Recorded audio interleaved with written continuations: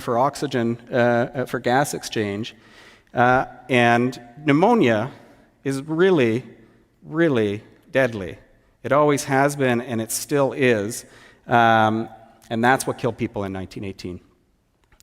The other clue is that it was an H1N1 virus. And so how do we know that? We know that because people like Jeff Taubenberger and his team have actually gone back to tissue samples from 1918.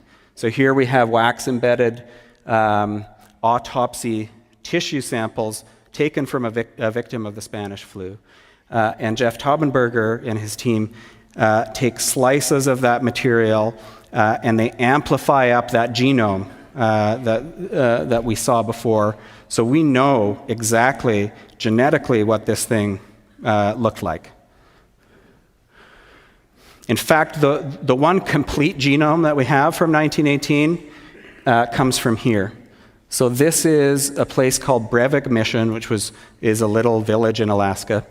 And in 1918, the Spanish flu pretty much wiped out the whole village. And a lot of people ended up in mass graves. And this guy here, Johan Hultin, he's a virologist who for years had been saying, you know, we might be able to get virus out of those graves. If they were buried in permafrost, you might have good preservation of material.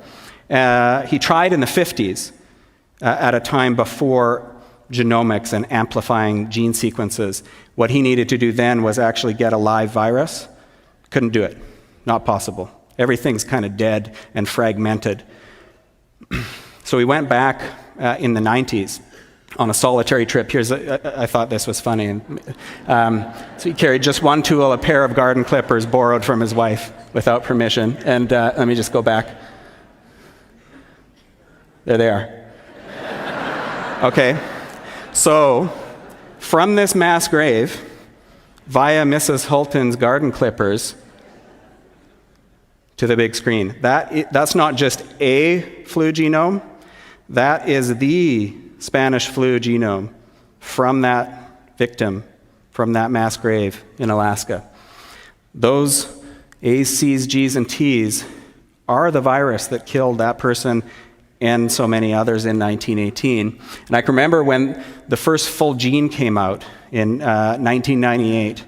And it was very exciting because finally we had insight into why this thing killed so many people and killed young people. We had the full gene of the H protein, this most important gene of all.